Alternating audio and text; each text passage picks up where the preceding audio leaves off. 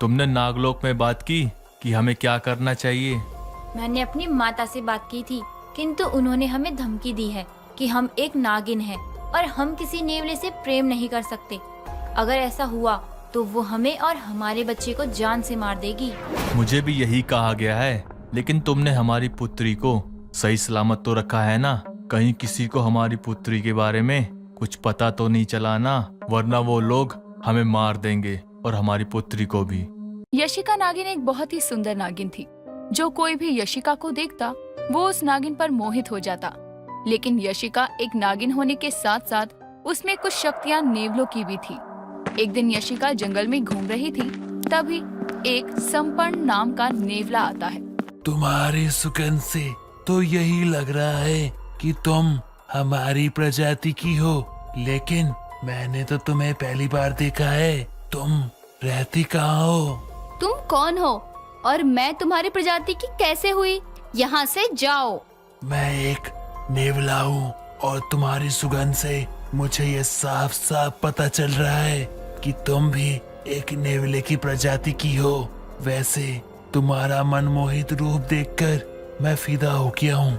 यहाँ से चले जाओ वरना मैं शोर करने लग जाऊंगी।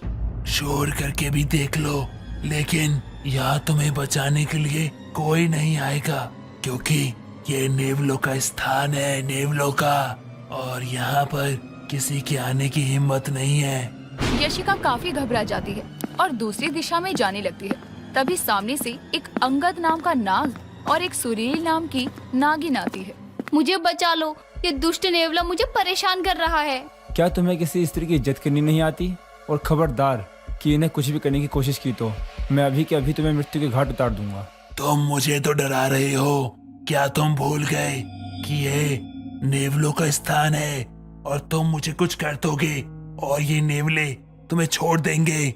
नहीं, ये तुम्हारा भ्रम है। भ्रम तो तुम्हें है, हमें कुछ नहीं होगा। यदि हम तुम्हें बिना किसी आवाज़ के यहीं ख़त्म कर दे तो तुम्हारे नेवले भाई या कोई भी किसी को कुछ भी पता नहीं चलेगा। अब सोचना तुम्हें है कि भलाई किस में है। बोलो, अब मोहित हो रहे हो या नहीं? ये तुम लोग गलत कर रहे हो। आज तो बच जाओगे और इसे भी बचा लोगे।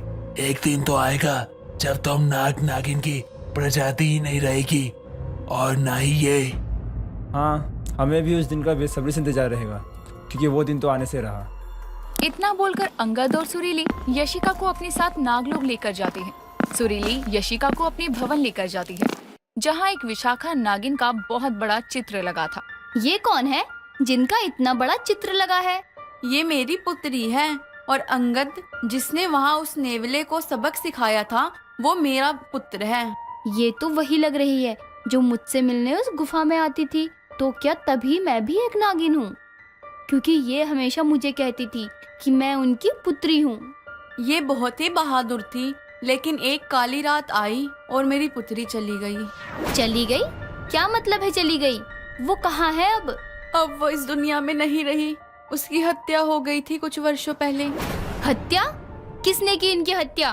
विशाखा नागिन आधी रात में नागलोक के बाहर जंगल में जा रही होती है। तभी उसका प्रेमी नेवला आता है और दोनों अपना इंसानी रूप लेते हैं। तुमने नागलोक में बात की कि हमें क्या करना चाहिए? मैंने अपनी माता से बात की थी, किंतु उन्होंने हमें धमकी दी है कि हम एक नागिन हैं और हम किसी नेवले से प्रेम नहीं कर सकते। अगर ऐसा हुआ तो वो हमें और हमारे बच्चे को जान से मार देगी।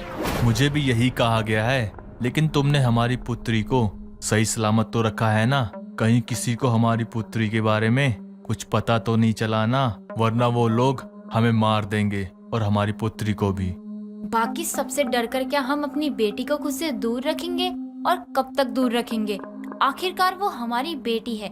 4 साल हो गए हैं उसे हम एक गुफा में ही रख रहे हैं, जब माँ में एक बार मिलने जाते हैं। और ये कब तक होगा इसका भी नहीं पता है हमें कुछ भी। मैं ये अपनी जान के बचाव के लिए नहीं बोल रहा, इसलिए ही बोल रहा हूँ ताकि हमारी बच्ची और तुम्हें कुछ ना हो। वो लोग हम तीनों को मार देंगे। कहीं हमने एक दूसरे से प्यार करके कुछ गलत तो नहीं किया ना? गलत तो पता नहीं, लेकिन अब जो हो गया है हम उसे बदल नहीं सकते। हमें एक दूसरे का साथ देना होगा। और अगर तुम्हें कभी भी नेवलों से खतरा लगे तो मुझे जरूर बताना। तुमसे प्रेम है, बस इसलिए मुझे कोई खतरा नहीं लगता है। यदि तुम मेरे जीवन में नहीं होते तो मेरा क्या होता? नेवल, मुझे बस हमारा मिलन चाहिए। उसके लिए हमें ये लोग छोड़ना ही क्यों ना पड़े। नेवले और नागिन की दुश्मनी आज से नहीं बल्कि सदियों से चली आ रही है। किसी को भी पता चल गया कि हम एक दूसरे से प्रेम करते हैं और यहाँ से चले जाएंगे तो भी वो लोग हमें कहीं ना कहीं से ढूंढ निकालेंगे। दोनों बातें कर रहे होते हैं, तभी वहाँ पर एक तरफ से नेवले के कुछ लोग आ रहे होते हैं और दूसरी तरफ से नागिन के कुछ साथी आते हैं।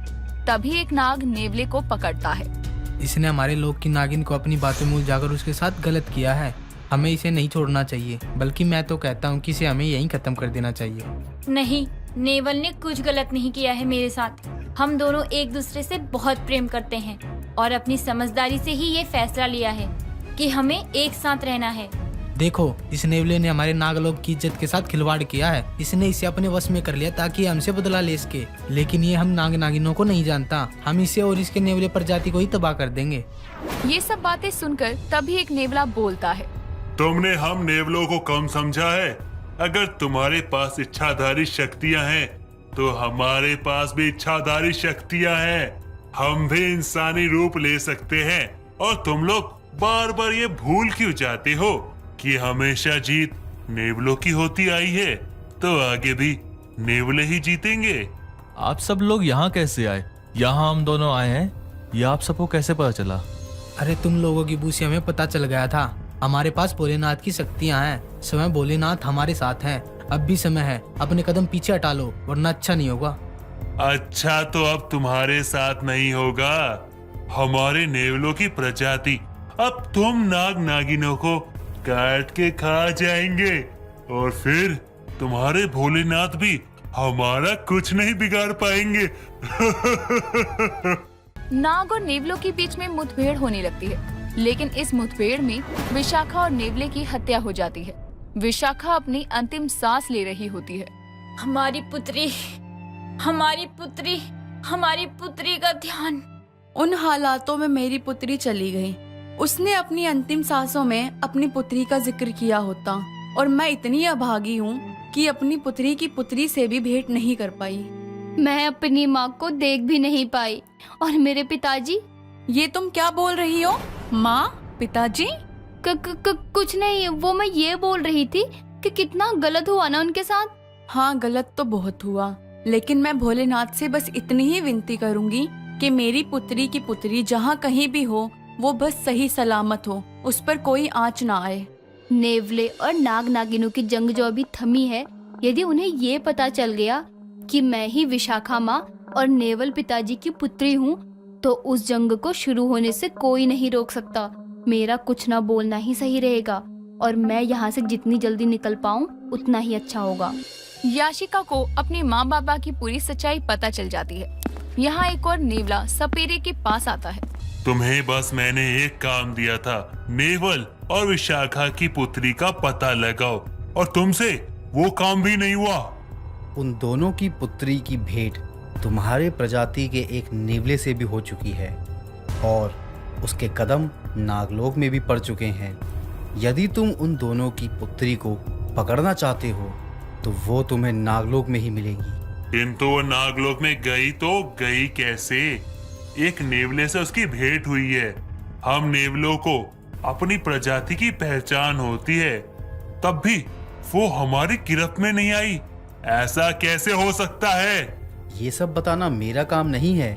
मेरा काम बस इतना है कि उन दोनों की पुत्री का पता देना। ठीक है।